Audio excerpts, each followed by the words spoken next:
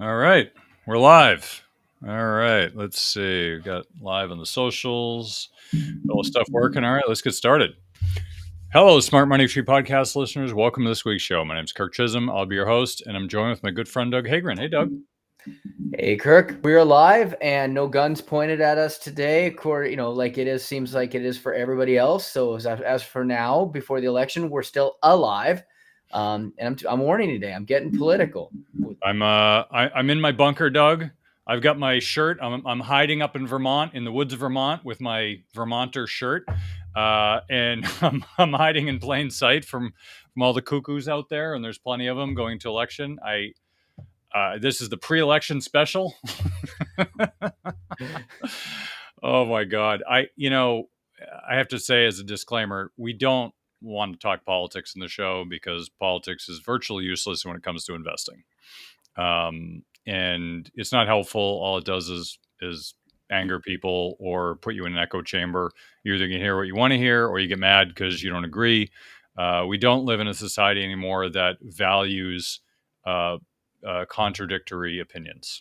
And that's sad, frankly. It's sad that we can't have a rational conversation with the other side and have a discussion about something that is so important, like the direction of our country. I don't know when that went off the rails, but sometime in the last 10 years. And frankly, I think we need to get back to that.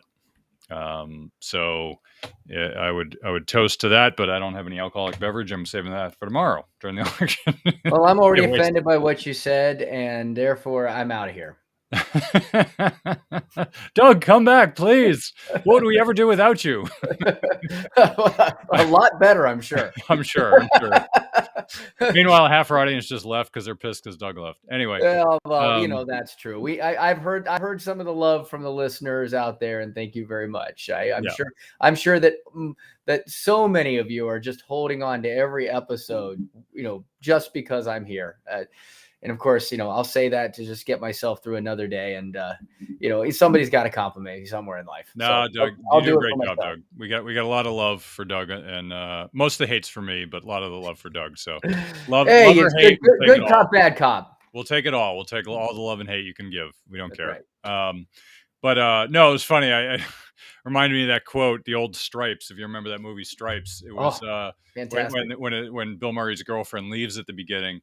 And he's like, "Don't go, all the plants are going to die." It's like one of my favorite quotes. Like, nobody remembers that, but it's one of my favorite quotes. Don't go, all the plants are going to die. Oh, I got to love that 70s humor. And funny thing is, like, none of that humor survives nowadays. And here's another non-politics, politics sort of thing I love talking about is comedy. And how, like, back in the old days, and I'm not saying it's acceptable now, but, like, have you ever seen the movies from the 60s and 70s, like the James Bond movies, where, like, where James Bond just, like, smacks one of the women and it's like, wow, like, we've come a long way. In Silent Woman, yes. Yeah, exactly. No, I mean, like, I forget, like, Sean Connery, I forget which one it was, but he smacked her. I'm like, holy crap, did that just happen? But, like, back then, that was like acceptable airplay in TV. And it's like, wow. So things have changed for the better. I think we can all argue that's for the better. Men should not be smacking women. But I find it interesting because every once in a while, some of my female friends will send me something from like the 50s or 60s. And one of them sent me, like, last week, it was like the Housewife's Handbook, I think it was called. And if you read this thing, you'd be rolling on the floor laughing and shocked at the same time. Like, it is so far removed from reality that we live today. Right? It's a comedy manual that wasn't comedy at the time. Right. You'd read it and be like, this is hilarious. Like, and you're like, no, it was real. Like, this actually was something that people had back in the day. You're like, what? Like, no, that can't be real. Well, we go back to the comedian the other day that made the comments about Puerto Rico, and I'm not saying condone the comments one way or another, but that's humor. Comedians have been saying these kind of jokes for forever, and if you go back and even look at 1970s Saturday Night Live, speaking of that, what they were doing in 1975 far exceeds anything that was stated that is getting everybody up in arms today. It's just, you talk about comedy. And for the most part, and you could see a little bit of this in the uproar that occurred last week, whether you are pro Democrat, pro Republican, the reality is that unfortunately we're in a society now where the comics are scared. They cannot, it's difficult for anybody to feel to speak their mind. Their entire living was built on the ability to pull out irony of the everyday world we live in. And now, who is it? You might know this, Kirk. You're usually good at quoting. Whoever said it made the quote that societies fall when comedy dies, or something like that, right? It's the last venue of the collapsed society, because humor is everything. It was always, back in the day, the entertainers were considered one of the lowest forms of occupation, because what they were was basically political antagonists. They were there stirring the pot on the ground, getting things riled up. I mean, you look at the pubs. Pubs were public houses where people got on their stands and they complained, they joked, they made fun of the aristocracy. Yep. Right? And that was the jester's role. The jester, he was the only one who was allowed to dispute the king and to make fun of the king. The only one. Absolutely. And that was their role. And your point, and here's the interesting thing, right? Is when we are no longer, I mean, the comedian's job, as you said, is to poke fun at at everyday life. And I remember during COVID, they were not allowed to say certain things. A lot of them were scared. I mean, you got somebody like Bill Burr, who was hilarious, a Boston guy, absolutely hilarious. And he was pulling his punches. He even did a Netflix movie that was horrendous. Like, I was like, really? Like, halfway through the movie, I had to turn off. It was terrible. But it was all about being like woke and politically correct. And like, it castrated all the comedians, because they were not allowed to. I mean, Dave Chappelle, the GOAT. I mean, Dave Chappelle is the GOAT. All comedians consider him this. Like, he's one of the best comedians of all time. Modern day Richard Pryor. He's been Richard Pryor, actually, before he died, one of the things that scared Dave Chappelle is Richard Pryor told him, "I'm passing the baton to you," which was an incredible amount of responsibility and pressure for him to carry that staff. That torch. I mean, and he was getting canceled because of some of the stuff that he said. And I think if we can't, one of the challenges, to your point, Doug, as society falls when comedy fails, is that when we can't laugh at ourselves, then things have gotten a little too far out of whack. Yep. You have to be able to poke fun at yourselves and other people, and you have to be able to laugh, because if you don't, things have gotten way too serious. And I love comedy. I've always loved comedy, because it allows you to just get rid of the social norms and just laugh because it's funny. Doesn't matter if it's racist or homophobic or, genderphobic or whatever the heck people are afraid of nowadays.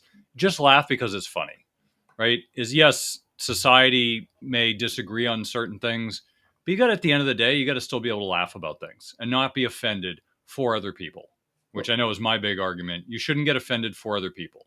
Well, and I think this is part of the challenge too, Kirk, is back in the day, like I was saying, as a lot of comedy started in the streets, right? And it made fun of the oppression of the aristocracy.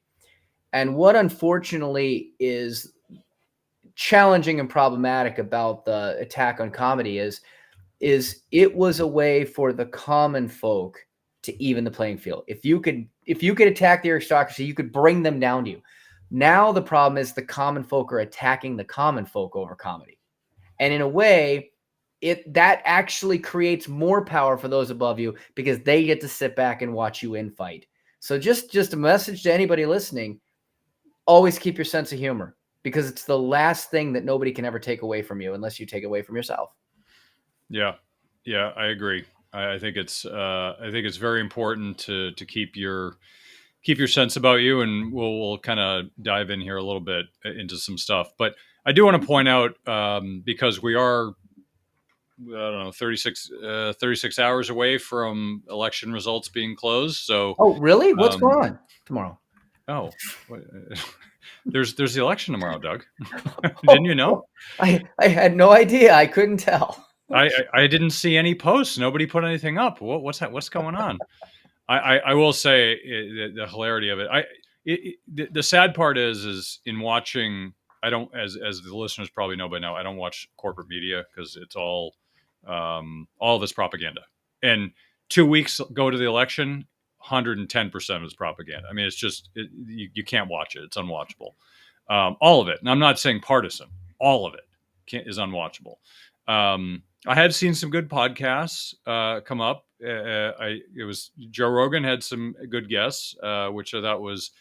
I actually, believe it or not, I actually like JD Vance's interview with Joe Rogan. I mean, you can love or hate Trump, but I think JD Vance is a throwback to old school debates, like when he debated Waltz. It takes me back to like John Kerry, who was a phenomenal debater. Like you go back and forth, like Obama was a good orator, Kerry was a good debater. People had their skills, right? You take it or leave it, but they had their skills. Trump is good for creating energy and influence, negotiation. Those are his skills. Everyone's got their skills. You can like him or hate him as people, but I'm a Massachusetts guy. Everybody's got a John Kerry story, and they're all bad. He is an awful human being. The stuff that I've seen personally or heard from friends or even my dad, who knew him when he was an assistant DA, he's like the stuff that he used to do, it would just make you cringe. But credit where credit's due. He was a phenomenal debater. JD Vance, I thought was a take back to old school debating when it was very formal. Of course, he's in Congress, so that's what they do. But like old school debater, I thought it was nice to watch. And his interview on Rogan, I thought was great because he was running for, he's running on the Trump ticket. But I think a lot of his perspective was very neutral and kind of like, I get it. Here's what I believe, but I understand the other side. And, it was more of like a joining back together. Like this party has been, this country's been fragmented on both sides. And I think he was the only one besides maybe RFK who's tried to like join the sides in some sort of a, in some sort of a way. Like you're trying to find like, all right, here's what you want. Here's what we want. Let's find common ground. And so there aren't many people who are speaking that language, right? Trump certainly isn't. Kamala certainly isn't. Waltz, I don't know. I don't listen to that guy. But Vance is one, and there's some others too, like that have kind of come together. So it'll be interesting to see what happens in the election. The only thing that I hope is that they've already come out with 1.8 million registrations that are fraudulent, another 180,000 votes which are fraudulent in Pennsylvania, and I imagine there's massive voter fraud going on. And I just hope whoever wins, it's a clean sweep and it's not close. I do care who wins. I'm not going to say what I'm doing, but I do care who wins. But I would much rather have it be a clean sweep than to be undeclared or undetermined. I think that would be a disaster. I think the markets would not fare kindly, and it's starting to. Market's starting to sell off a little bit, but it's not going to fare kindly for the markets. So I just hope that somebody wins a landslide so that we get it over with and move on. I think that's the great transition to our conversation today is that uncertainty. If it's contested, it's going to be problematic on either side. And we've said this before, markets do not like uncertainty. I mean, I don't know if it's directly correlated to it, but we've been talking about this for some time, but Warren Buffett obviously has raised a tremendous amount of cash, and most of that cash wasn't because he was making liquidation sales. Basically, it was because he had dividends he didn't have any place to put. So read into that differently than just, hey, he's negative, he's raising cash. It's just, no, the market was expensive. But There have been some more strategic sales that he's taken lately that have put him in a position of flexibility because, unfortunately, there is the possibility, I'm not going to say the probability, as I hope the same way you do, there's absolutely the possibility that this is going to end up contested in a way that's going to delay results and create suspicion and, a lot, and uncertainty and lots of negative. I mean, the worst thing that we can deal with again would be a popular vote and an electoral vote that are split, right? Because there's been lots of calls for, eliminating the electoral vote because it doesn't match the popular vote. And there's great arguments, for and against that. And I think it's there for a reason that's probably just as important today as it ever was. But, unfortunately, that is right there, just a black and white example of uncertainty and dysfunction between those on other sides of the aisle. And so, yeah, I'm with you. I hope it's significant because at least we will then have a clear picture of what to work with. Yeah. Yeah. And market uncertainty, it's a lesson to take away from this. I do want to point this into some actual stuff that people can take away from this in addition to that, which is I'm trying to pull up the slide here for the audio viewers who get to miss this. But last week we had a non-farm payrolls come out, and I have to say it was ugly. Unless you're working for the government or healthcare or education. That was great. But if you're in manufacturing, professional business services, it was ugly. That's not a good sign. I think governments don't produce anything. They do pay a lot, though. Well, here's the thing. As our economy has gotten weaker, more and more of that economy has filtered into the government. So if you think of basic economics 101, what they talk about is there's the theory that, well, if we go into recession, the government picks up the slack, right? Keynesian. And spends the money. Yes. And the government spends the money, right? And it fills the hole that's left from businesses. The problem is they only take half the equation, where they say, oh, it's supposed to fill the gap. And what the other half is, well, they pay it back and shrink it when the economy goes back to normal. However, the government never does that. They never shrink. As we know, big institutions never shrink. So one of the challenges that we find is that our government is getting bigger and bigger, and the private sector is getting smaller and smaller. It's still growing, but in comparison, the government should not continue to grow. And I think that's one of the challenges that we face. Like it or hate it politically, the reality is we can't afford to keep growing the government. The numbers are already well past the breaking point. I'm not sure that the system is solvable at this point. Like if you look at the numbers, and we'll get into some, but I did want to share this because I think it's really important to understand where the jobs are coming from and where they're going. And these are the areas where they're leaving. Here are the areas that they're coming. But you just have to recognize that we're in a precarious place economically.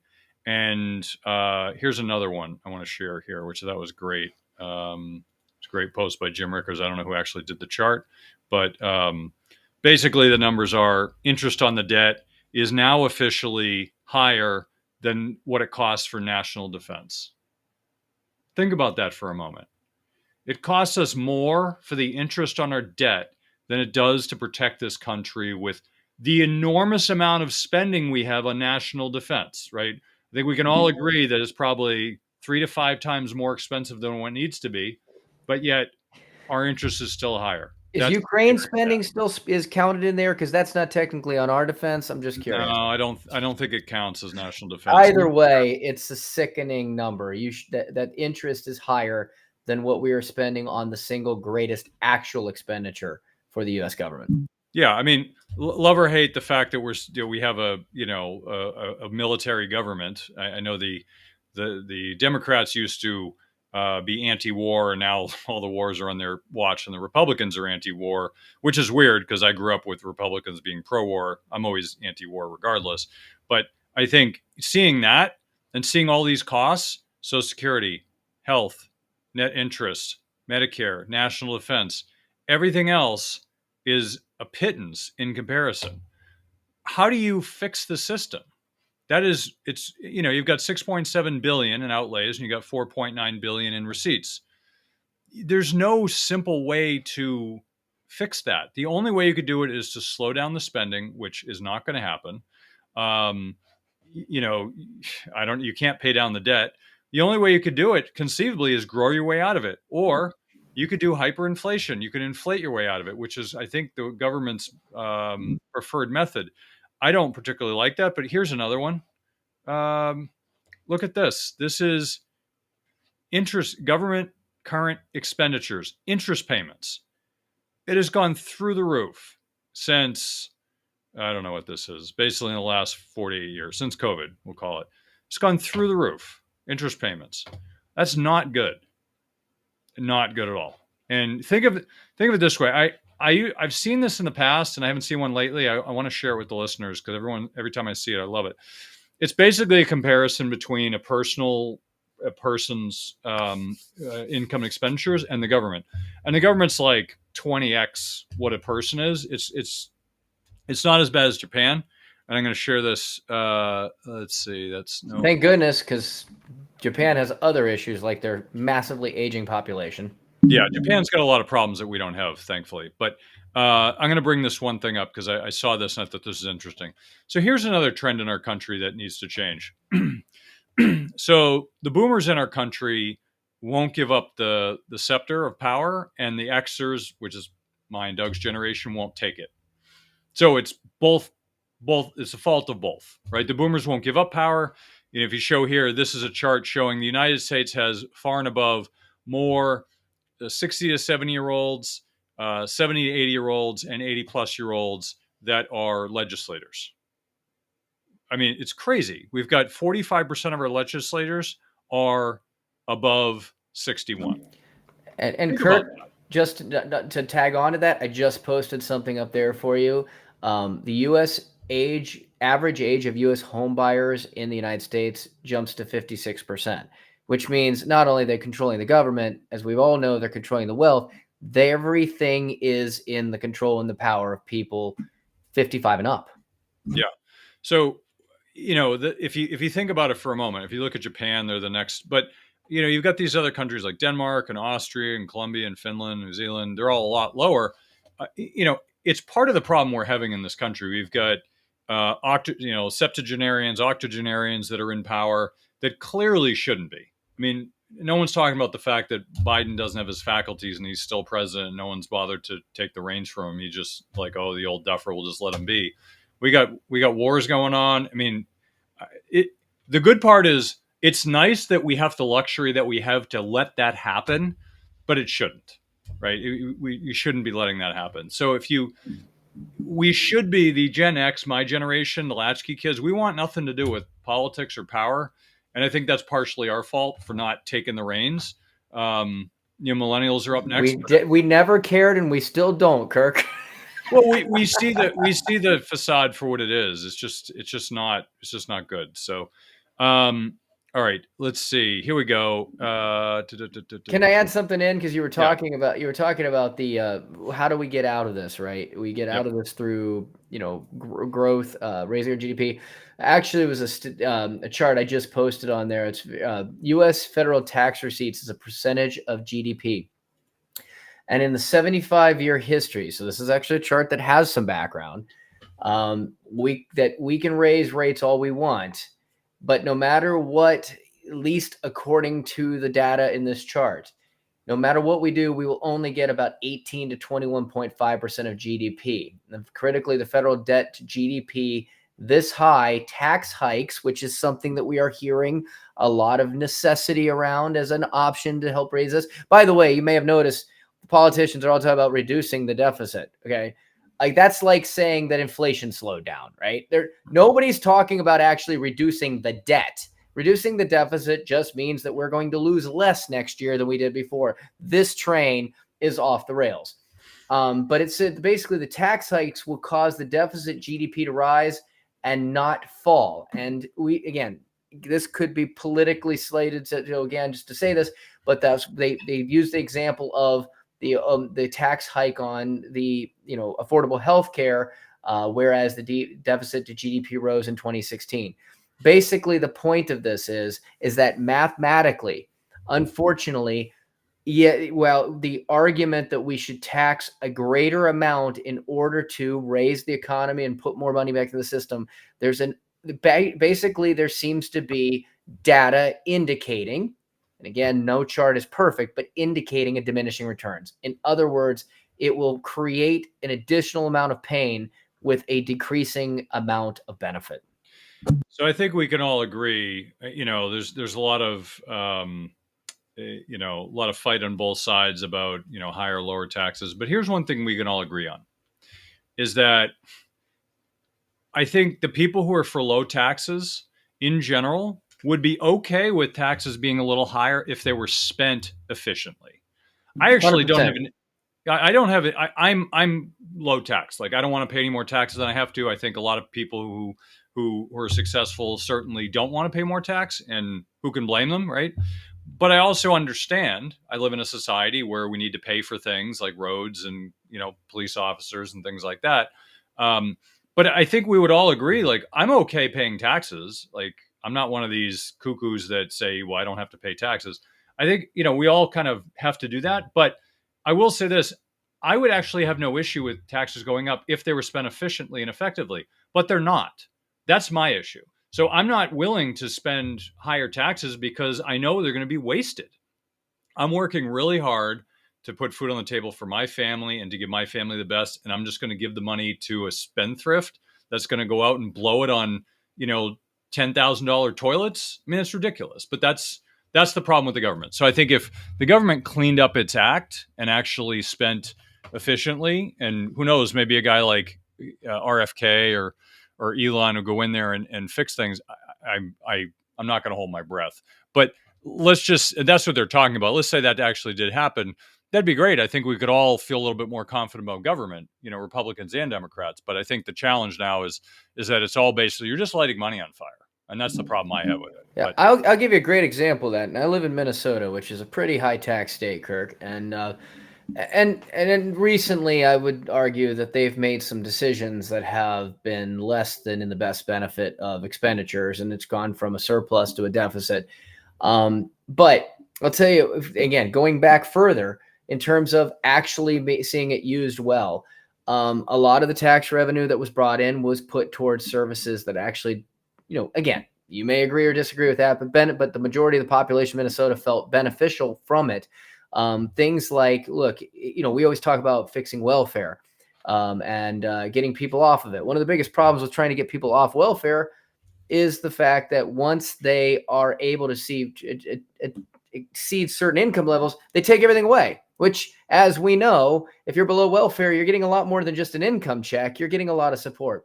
So one of the things that Minnesota had, and I forget the exact number, but I think if you were making under $50,000 in income, they gave free healthcare to children in the state, which, again, it helped parents to be able to continue to be motivated to make more money, but still be able to afford their their kids. And that allowed those people to be able to actually take a step forward and do something economically productive to society.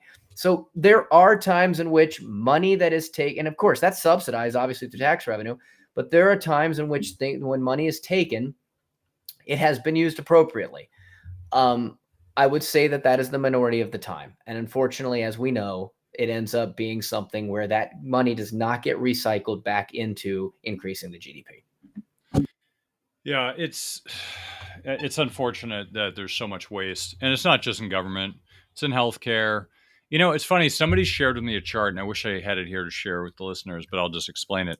The chart was this. If you look at all the industries out there, right? If you just compare the different industries, and I'll see if I can pull this chart up again. But where is it? If you look at the job sectors. So here we go. So if you look at different industries, this is not all of them, by the way. This is just, some of them. But if you look at the industries, which ones, actually, this is not all of them. If you look at the different industries, right, which are the ones that that are most efficient, and which ones grow quickest, which ones tend to do the best? It's ones that have the least government involvement, like technology, right? And which are the ones that are the slowest and the most inefficient and the ones least adaptable to change? Education, housing, what was the other one? There's another one here. I'm drawing a blank. OnlyFans? Healthcare. Oh, wait, not that one. Yeah. Healthcare. So there was three of them. Anyway, the point being is the more government gets involved with business, the less efficient it is, the bigger it gets without being more effective. Like education. Do we need to have, 20 billion schools with $20 billion endowments? Not really. Like, why do we need that? Is that creating a better good? I'm not saying education's bad. I mean, I'm sure they're doing a lot of good, but the point is you don't need $20 billion. Housing, and somebody was talking about this because they're talking about technology, like housing. You could legitimately build a 3D printed house now. You can also build a house that will show up and it comes pre-created and you unfold it. There's all these cool things that can be done. You can create a brand new house anywhere you want, a 3D printed house. And because of all the regulation, because of all the, I'm not saying that that's bad. I'm just saying because of all the government oversight, it creates a slowness in terms of fixing it. So, look at nuclear. Nuclear is a perfect example. Nuclear is arguably one of the better, if not the best, clean energy sources out there, clean and cheap, better than anything else, in my opinion. And yet we can't get a plant built in 20 years, mostly because of regulatory oversight. Now, I'm not saying there shouldn't be oversight, because I know someone's going to go crazy on me and say, oh, what are you saying? We shouldn't regulate nuclear? No, that's not what I'm saying. What I'm saying is it doesn't need to take 20 years to build a plant. It doesn't. I mean, you think about it, the only reason we're getting any progress in nuclear is because the tech companies realize that they're going to run out of energy soon. That AI is going to sap up all the energy, and if they don't find solutions quick, now they're going to be dead in the water. Oh, miraculously, now we're getting progress with nuclear. Go figure. If you don't think that money is what makes the government go around, you're kidding yourself. We talked about it in the show exactly when it happened. The green movement talk stopped, like across the board for weeks, and all of a sudden nuclear came out. Oh, nuclear is a solution. It was all coordinated and scripted. It's crazy. Kirk, I'm going to tell you something. I always joke it's just about as equally regulated as nuclear energy, if not worse. It's the financial services industry. And a couple of years ago, under a different president, they were trying to propose something called the MIRA, M-I-R-A. Now, we've talked about this for a little while, Kirk, you and me, about asset classes and how asset classes perform under certain conditions. What has been one of the most volatile asset classes of the last 4 years? Crypto. Okay. Yes, that has been extremely volatile. I'm thinking volatile to the negative side. Oh, to the negative side. Although, depending on when you got into crypto, you might be saying the same thing. That's both right there. Yeah, right. I don't know, Doug. Why don't you tell me? Fixed income. Oh, fixed income. Fixed income and government bonds. A few years ago. Yep. So let's go back and understand what the MIRA was. So there's been a push forever to put more increasing level of regulation on the financial services industry and again, we always say, be careful what you ask for. If the protection in order to protect you, we're going to add this. It's created an incredible amount of legalese. If you ever try to do anything, just go look at the stack of legalese that's put there to get things done. That being said, I'm not going to go down that entire rabbit hole. I will say that, again, back in the days, there was less regulation, probably more cost, and a lot of those people have retired pretty successfully. So in some ways that kind of worked. But in order to continue to drive down what was available in the best interest of the consumer, and of course, in the best interest of making sure the consumer is taking care of themselves, and lastly, to make sure that the consumer is not getting taken advantage of, there was a proposal to create something called the MIRA, which was going to be a mandatory retirement account for basically all businesses had to implement this. And I think there was some caveats of the smallest businesses, but it was going to basically force very small businesses to have a mandatory funding plan and mandatorily take money from employees to force funding to save for themselves. Sounds great in a bubble. Here was the caveat of the fine print, Kirk. Guess what? 100% of the investment of all money that would have been taken from their paychecks and from the employer to match would have been put inside of the MIRA. U.S. Treasuries. U.S. Treasuries. Can you imagine if this had gone through over the last 4 years, what an absolute disaster this would have been for the majority of America? Okay. Because look at what's going on in banks right now. We've talked about the impact of banks, and I've got another chart in there, Kirk, if you want to pull it up, if you can find it. We've got plenty of them that talk about the trillions of dollars in unrealized losses that these banks are holding on to. And once again, trillions of dollars unrealized losses doesn't mean a thing if you don't need to touch the asset, right? Just let it ride. Eventually those bonds will roll over. They'll mature. You'll get your money back. But if they're 20-year bonds, that's going to be an issue if you're waiting on it. And while the banks might be able to go 20 years waiting on those bonds to mature, if they get a run on and need liquidity, which, by the way, they have, thankfully, the government decided to lend more money to them, Kirk, to be able to get by this, but the average American wouldn't be able to do this. So imagine if everybody that was forced to have their money go into this now needed to retire and now needed to access those dollars in triple digit, quadruple digit loss category of the value. What an absolute retirement disaster. So again, another example of regulation. Be careful what you ask for, because in this circumstance, yes, it was for the common good. It was going to take everybody. Force that retirement that we woefully are behind on, and then make sure that you had a 50% loss guaranteed.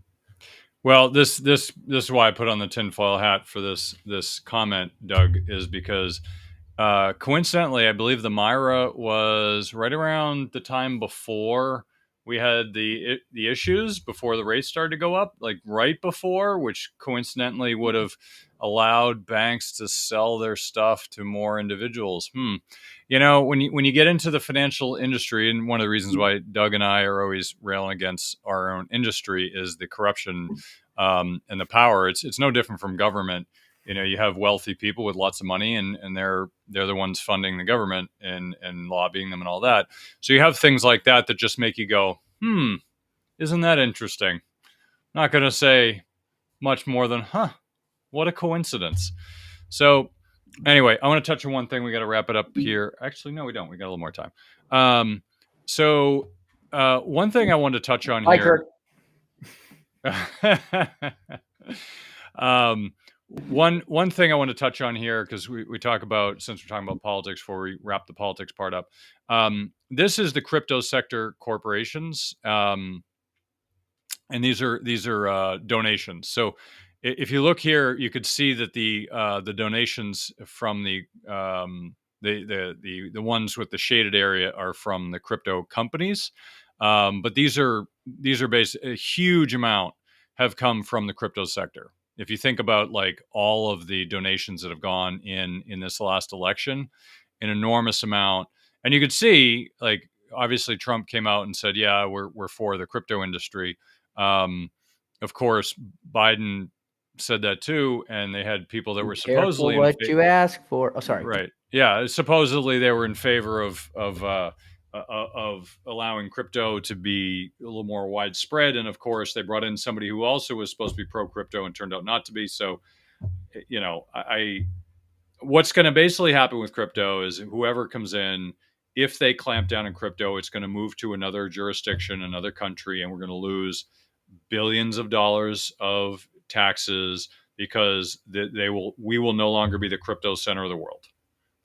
It will go some other place. You know, there already are other places, but you know, there were other industries that moved to the UK. Not sure anyone wants to move their stuff to the UK right now. It seems to be a bit of a mess, but certainly that's a potential problem. Here's the other thing I want to mention, and then we'll kind of wrap up our chin wagon here a little bit. But I wanted to share this. Now, it's not quite a chart crime, but if you're looking at people who are spouting a narrative, keep this in mind. There are parts of the year which are better than others to invest. If you look at the worst parts of the year, according to this, it says May to October. So there's an old adage that says sell in May and go away. And basically what that means is the returns are going to be meager. So just take all your positions off the table and just wait. November to April tends to be the best time of the year. The other half of the year, coincidentally. I would actually argue that time frame has changed. It's switched a little bit in that it starts around. It's not May. It's kind of like June, July. It's kind of flipped a little bit. So I would argue that generally speaking, around mid-November until April is the best time of the year. So it's the recent data suggests that it's maybe moved a little bit, but it's good to know we're heading into one of the better parts of the year. Now, I haven't seen any sort of presidential stats, but if you look at the 4-year cycle, we're going to see what happens after this election. I'm holding my opinions till after. I think as long as the results aren't a flaming dumpster fire, I think we'll be okay. No matter who wins, the markets will go on the merry way because we've had 4 years of Biden. Whatever you think of it, we know what we're getting. We've had 4 years of Trump. No matter what you think of them, we know what you're getting. So unless it's unclear, I think the markets are going to be a whole lot of boring, results, and people be shocked at how uninteresting it is. But if we don't have a decided president after this, I do think things are going to get a little squirrely. So do what you can to manage the risk around that. But if I were you, I would just be very cautious going into tomorrow, and prepare yourself for a little bit of volatility. So I don't know, Doug, there's so much to talk about, but I'm trying to keep it away from politics. Where do you want to go from here? Oh, here we go. My favorite. Here's my favorite. Sorry, I got to share this. That's okay. I was muted anyway. Go for it. Yeah. So I don't know if anyone saw this video, and frankly, I don't even know if it's true. But I didn't bother to care because it was hilarious. So according to this video, which I will put on a link to the website, it's Janet Yellen getting ready to speak, and then she starts to speak, and I forget what she says. She says something about the amount of debt, and the seal you can just barely see here. It says Department of the Treasury, falls off the podium. Like right when she says there's too much debt, the seal falls off the podium. I mean, it's too good to be real. Like it has to be a fake because it's just too perfect. However, that did happen with Abby Joseph Cohen, who was the chief investment strategist at Goldman Sachs at the end of 99. She closed out 99 with a gavel, and she broke the gavel. The gavel broke when she hit it. And I remember that. And that was like the turn, right? It was like all of a sudden after that 2000, the market started to veer into the ditch. But every time I see that, it just makes me laugh. So I'll put it on the website for those of you want to see the real version, but I had to share. It was just too perfect. Go ahead, Doug. No, total tangent, has nothing to do with any of this. I did want to say, because I think we were I can't remember what we said beginning of the conversation, but we were talking about we're going back to the comedy, the comedy of the woman getting in James Bond. I did want to say in term, just something that has kind of shown significant improvement over those many years is I just saw a statistic about education, and I'm trying to find it here. I thought the women outpace men, and yes, thank you. Do you have it there? Yeah, I do. Yeah. Yep. So just thought it was an interesting statement. As you know, I'm always interested in the college and the education side of things, but women are now outpacing men in employment, in earnings. But it was really, there it is. Thank you. Sorry. Hey, that's exactly it. So everybody can see the cheat sheet. We could talk about that another time. Yeah, let me just share it no again. No problem. Where did I find it? I try to have it right in front of me. I don't know why I'm struggling. I got it. Here it is. Okay, perfect. Yeah. So women are outpacing men in college graduation. So you can see that that between 1970 and 2021, percent of adults ages 25 and older with a bachelor's degree. We are now looking, and the women are looking at being. See, I'm trying to read this again. What's the difference between these two charts? 25 and older. Okay, specifically for 25 and anyone older, you're looking at back in 1970. I mean, there weren't a lot of people with college degrees anyway. A lot of people went out of the war and went into the workforce. 14% of men had a degree, 8% of women. The women tailed men until roughly looks like the mid-20 teens, at which time the men fell below women, and they've started to expand the gap. Now, men are still obviously higher than they used to be. 37% of men have a college degree, but 39% of women have a college degree over the age of 25. So it's very balanced now where it used to be. What's interesting is the younger generation is significantly showing a gap there. So adults that are 25 to 34, so excluding anybody over 34, we are now seeing that 46% of women, which makes sense if they've caught if they've narrowed the gap, 46% of women now have a college degree, but only 36% of men have a college degree. So it's kind of the same averages in general. It has come up since, the mid 2000s, after being pretty steady from about the mid 70s. But unfortunately, if you look at the chart, and again, this only goes through 2021. Don't know where the trend is going, but the men's trend is dipping downward from that. So now hopefully that's just a temporary blip, and both parties can continue to increase and go to a higher amount of degrees. And again, as college planning is something that I work on, only if those degrees are going to be effective and have a return on investment. And I think there's been a lot of talk about the tuition, for college being one of the greatest areas of inflation, the incredible challenge that's been for families, the trillions of dollars of outstanding student debt. Obviously, if you're going to go out and get that degree, it could be trade school, could be associate's degree, a certificate in something. It doesn't necessarily have to be a 4 years degree. It doesn't necessarily have to be a graduate degree. If it does, hopefully whatever career that creates allows for a good return on that investment and ultimately a financial benefit for that decision. So, yeah, I think we can all agree that we don't need to continue to dunk on men in favor of women. I think women are certainly exceeding men in many parts of society, and I think we can all kind of get along at this point. That's my hope anyway. We could just stop being sensitive to gender and to race and all this stuff, and we could just kind of get along with each other and just stop all the negativity. But I do think men certainly face some it's a different situation now than it was certainly when Doug and I were growing up, where we were kind of taught you need to be tough, and now it's a different culture for men. And I think men are struggle with identity somewhat because it's just not part of culture as it used to be. So I think we need to kind of rediscover that as a society as to what that means, because we have a whole generation of men that I think don't have that same identity. So anyway, we're going to wrap it up here in the interest of time. I don't want to get long in the tooth, and frankly, I gotta go look through all the political stuff because that's all I want to do as I'm addicted. That's a joke, by the way, for those of you who don't know me. I don't watch any of it. You do need to do some research, Kirk, because if you're like me, it's like one of the, it's easy. I go in there. Okay, here's who's voting for, going for president. Got a pretty good idea. This person. Okay, here's who's going for Senate. Here's who's going for House.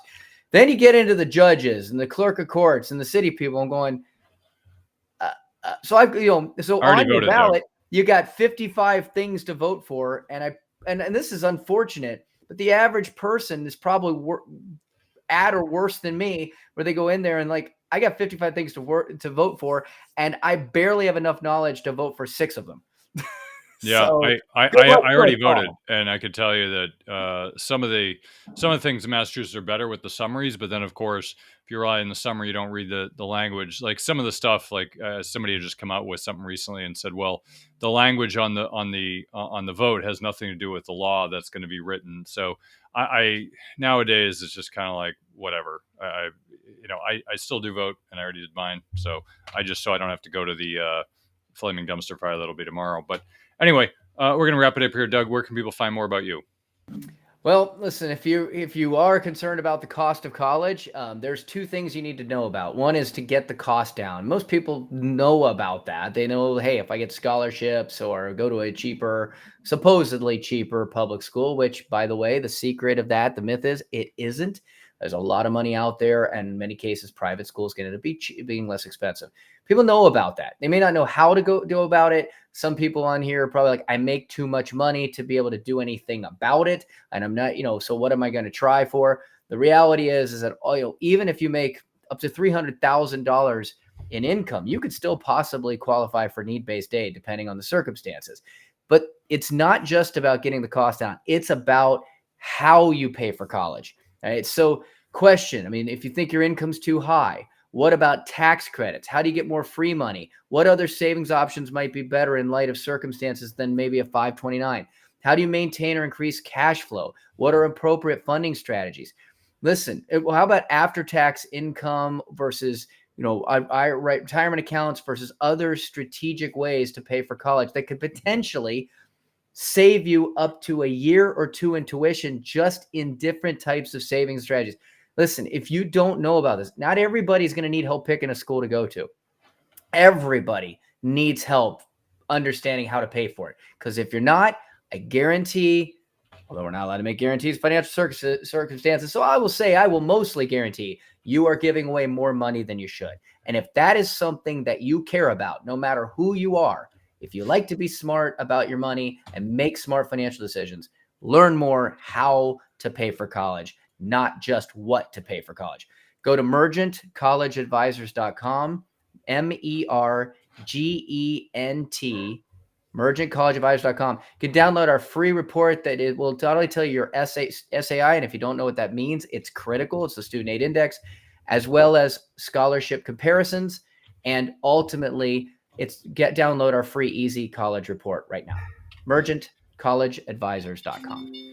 Well, thanks, Doug. I appreciate you coming on the show, sharing your wisdom with you. I know you didn't make a guarantee. I didn't hear it.